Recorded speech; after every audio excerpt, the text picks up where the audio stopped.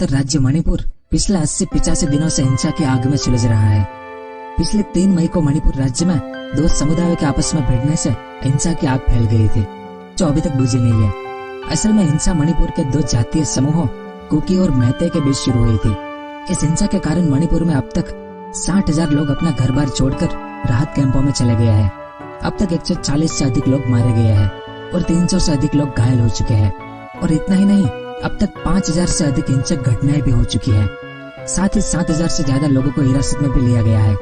इसके बावजूद भी मणिपुर के कई इलाकों में शूट एंड साइट का ऑर्डर दिया जा चुका है।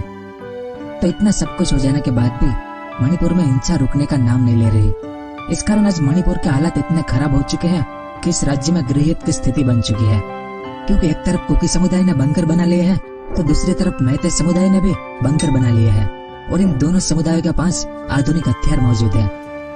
इस कारण सरकार की लाख कोशिशों के बाद भी ये दोनों समुदाय हिंसा छोड़ने को तैयार नहीं है।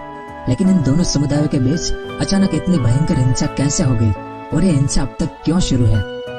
तो आज के इस वीडियो में हम इसी के बारे में विस्तार से जानेंगे कि मणिपुर क्यों जल रहा है, क्यों कुकी और मेहते समुदाय आपस में लड़ रहे हैं, यह हिंसा कब बंद होगी, वहाँ की सरकार और केंद्र सरकार इस हिंसा को रोकने के लिए क्या कुछ कर रही है, अगर कर रही है तो क्या कर रही है, वो सब और इसके अलावा और भी बहुत कुछ जानने को मिलेगा आपको इस वीडियो में। तो वीडियो के अंत तक हमारे साथ बने रहिए। तो सबसे पहले इस मैप को देखें। भारत के उत्तर पूर्व में यहाँ पर है मणिपुर राज्य, जिसकी कुल आबादी 3 करोड़ के आसपास है। इस राज्य में कुल 16 जिले हैं, लेकिन आंतरिक रूप से मणिपुर 2 भागों में बटा हुआ है। एक तो है इम्फाल घाटी, जो बिल्कुल बीचों बीच है, जो एक समतल भूमि है, और इसके चारों ओर बाकी पूरा राज्य पहाड़ी क्षेत्र है। अब मणिपुर के बीच में जो इम्फाल घाटी है वो मणिपुर के कुल भूभाग का सिर्फ 10% हिस्सा है। तो मणिपुर के 10% इम्फाल घाटी और बाकी समतल भूमि में गैर जनजातीय मेहते समुदाय का प्रभुत्व है, जो राज्य की 60% से ज्यादा आबादी भी है। यह मुख्यतः हिंदू समुदाय से है और राज्य के कुल 60 विधानसभा सदस्यों में से 40 विधानसभा सदस्य जाति इसी समुदाय से आते हैं। दूसरी ओर मणिपुर राज्य के 90% पहाड़ी क्षेत्र में 35% से अधिक अनुसूचित जाति का दर्जा प्राप्त आदिवासी जनजातियों का निवास है। ये अलग अलग 33 प्रकार की जनजातियां हैं, जिसमें से ज्यादातर कुकी जनजाति और नागा जनजाति के लोग हैं, जो मुख्य रूप से ईसाई धर्म को मानते हैं। अब मणिपुर में हिंसा की 2 प्रमुख वजह है। पहली वजह मेहते समुदाय को हाईकोर्ट के द्वारा अनुसूचित जनजाति का दर्जा देने का फैसला है, जिसका विरोध कुकी और नागा समुदाय कर रहा है। और दूसरी वजह गवर्नमेंट लैंड सर्वे है, जिसके अंतर्गत राज्य सरकार ने रिजर्व फॉरेस्ट यानी आंतरिक वन क्षेत्र को आदिवासी ग्रामीणों से खाली कराने का अभियान चला रही है, जिसका विरोध कुकी समुदाय और नागा आदिवासी कर रहे हैं। इस कारण मणिपुर हिंसा की पहली छोटी घटना चुराचंदपुर जिले से हुई, जो राजधानी इम्फाल से 63 किलोमीटर दूर है और यह जिला कुकी बहुल क्षेत्र भी है। तो पिछले 28 अप्रैल को the Indian tribal leaders forum यानी ITLF ने गवर्नमेंट लैंड सर्वे के विरोध में 28 अप्रैल को चुराचंदपुर में 8 घंटे बंद का ऐलान किया था। लेकिन उसी दिन मुख्यमंत्री N बीरेन सिंह का इसी जिले में कार्यक्रम था।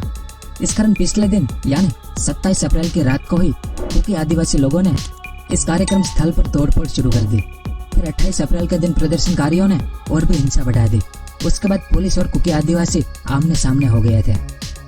अब 19 अप्रैल को मणिपुर हाईकोर्ट ने राज्य सरकार को 10 साल पुराने केंद्रीय जनजातीय मामलों के मंत्रालय की सिफारिश प्रस्तुत करने के लिए कहा था। इस सिफारिश में मणिपुर हाईकोर्ट ने राज्य सरकार को मेहते समुदाय को जनजाति का दर्जा देने के लिए कहा था, क्योंकि मेहते ट्राइब यूनियन पिछले कई सालों से मेहते समुदाय को आदिवासी दर्जा देने की मांग कर रही थी और आजादी से पहले यह समुदाय अनुसूचित जाति का हिस्सा था। लेकिन आजादी के बाद यह समुदाय SC की श्रेणी से हटा दिया गया। इस कारण कोर्ट के आदेश के बाद मेहते समुदाय को आदिवासी दर्जा देने का आदेश दे दिया गया। लेकिन इसका कुकी और नागा आदिवासियों ने जमकर विरोध किया और इन्होंने कोर्ट के इस फैसले के विरुद्ध 3 मई को all tribal student union Manipur समूह के रूप में आदिवासी एकता मार्च निकाला और यह रैली चुराचंदपुर के तोरबंग इलाके में निकाली गई थी। लेकिन इस रैली के दौरान आदिवासियों और गैर आदिवासियों के बीच हिंसक झड़प शुरू हो गई और यह हिंसक झड़प इतनी बढ़ गई कि भीड़ को तीतर बीतर करने के लिए वहां की पुलिस को आंसू गैस के गोले का भी इस्तेमाल करना पड़ा। लेकिन बावजूद इसके यह हिंसा बढ़ती गई और धीरे धीरे पूरे मणिपुर राज्य में फैल गई, जिसके बाद राज्य के हालात इतने बिगड़ गए कि राज्य सरकार को केंद्र सरकार से मदद मांगनी पड़ी और केंद्र सरकार ने सेना और पैरामिलिट्री फोर्स की कंपनियों को मणिपुर में तैनात भी कर दिया। फिर भी 3 मई से लेकर आज तक मणिपुर में हिंसा रुकने का नाम नहीं ले रही। क्योंकि मैतेई समुदाय और आदिवासी समुदाय एक दूसरे के घरों और गांवों पर हमले कर रहे हैं। साथ ही ये समुदाय अपने क्षेत्र के पुलिस स्टेशनों के हथियार भी लूट कर ले गया है और वापस करने का नाम भी नहीं ले रहे हैं। और मणिपुर के क्षेत्रों में हिंसा इस कदर तक बढ़ चुकी है कि लोग अपने घरों और गांवों में बंकर बनाकर हथियारों से अपनी सुरक्षा कर रहे हैं। लेकिन इन दोनों समुदायों के बीच में इतनी नफरत क्यों पनप रही है और क्यों आदिवासी समुदाय मैतेई समुदाय को मिल रहे आरक्षण का विरोध कर रहे हैं? तो भारत के संविधान का आर्टिकल 371C के अनुसार पहाड़ी जनजातियों को विशेष दर्जा और सुविधाएं मिली हुई है, लेकिन ये विशेष दर्जा और सुविधाएं मैतेई समुदाय को नहीं मिलती है। अब लैंड रिफॉर्म एक्ट के तहत मैतेई समुदाय पहाड़ी इलाकों में जमीन खरीद कर बच नहीं सकते, जबकि मणिपुर के जनजाति लोग पहाड़ी इलाकों से आकर घाटी के क्षेत्र में आसानी से बच सकते हैं और उन्हें कोई रोक भी नहीं है। इस कारण तो मैतेई समुदाय इसका विरोध करता आ रहा है। और मैतेई समुदाय के अनुसार मैतेई समुदाय की आबादी राज्य में 60% से ज्यादा है, फिर भी उसे मणिपुर के कुल क्षेत्रफल में से सिर्फ 10% क्षेत्र में ही रहने दिया जा रहा है, जबकि सामने आदिवासी आबादी मात्र 30 से 35% है। वे पूरे 90% मणिपुर में रह सकते हैं। तो इसी मतभेद से इन दोनों समुदायों के बीच में नफरत की खाई काफी गहरी पड़ गई है।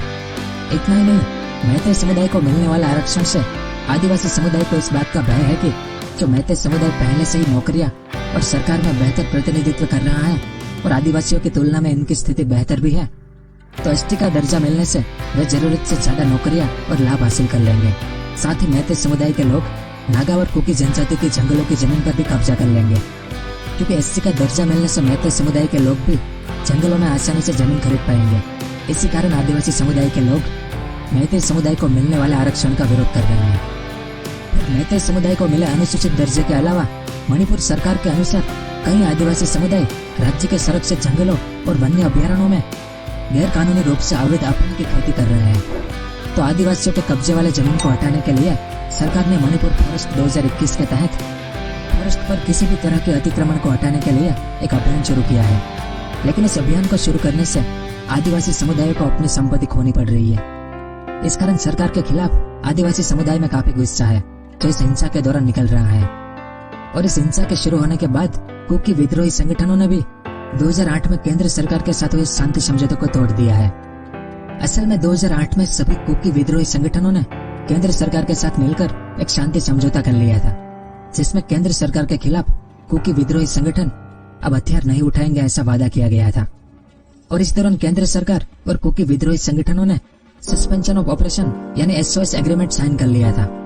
लेकिन इस साल 10 मार्च को कुकी समुदाय के दो संगठन चौमे रेवोल्यूशनरी आर्मी और कुकी नेशनल आर्मी इस समझौते से पीछे हट गए। ये दोनों संगठन हथियारबंद है और ये दोनों संगठन मिलकर अब मणिपुर हिंसा में शामिल हो गए हैं और इन्होंने सेना और पुलिस पर हमले करने भी शुरू कर दिए हैं। और अब हाल ही में मणिपुर हिंसा के बीच में एक वीडियो सामने आया है, जिसमें दो महिलाओं को परेड कराते हुए दिखाया गया है, जो कुकी समुदाय की महिलाएं थी। तो इस वीडियो के वायरल होने के बाद पूरे देश में गुस्सा फैल गया है, क्योंकि भारत जैसे देश में ऐसी घटना मतलब ये हम सबके लिए एक शर्म की बात है। तो इस वीडियो के वायरल होने के बाद केंद्र सरकार भी तेजी से मणिपुर में और भी सख्त कदम उठा रही है। सरकार ने हाल ही में भारतीय सेना और असम राइफल के 36,000 जवानों को और तैनात कर दिया है। साथ ही 40 IPS अधिकारियों को भी मणिपुर में भेजा गया है, जिसके साथ 20 मेडिकल टीमें और भारतीय वायुसेना को भी अलर्ट पर रखा गया है। और इस राज्य के सभी प्रभावित जिलों में कर्फ्यू भी लगा दिया गया है और इंटरनेट को निलंबित भी कर दिया गया है। और हिंसक भीड़, लूटपाट और आगजनी को रोकने के लिए हिंसा करने वाले लोगों को देखते ही गोली मारने का आदेश भी जारी कर दिया गया है। इस कारण तो 13 जून के बाद से अब तक कोई भी बड़ी हिंसक घटना सामने नहीं आई है। वहीं कोर्ट ने मैतेई समुदाय को आदिवासी दर्जा देने का आदेश दे दिया, लेकिन अब हाईकोर्ट के इस फैसले को सुप्रीम कोर्ट में चुनौती दी गई है। Chief justice DY Chandrachud, justice PS Narasimha और जस्टिस JB पाद्रीवाला की बेंच इस केस की सुनवाई कर रही है। और अगर सुप्रीम कोर्ट हाईकोर्ट के इस फैसले को निरस्त कर देती है, तो मैतेई समुदाय को हाल ही में मिले आदिवासी होने का दर्जा खोना पड़ेगा।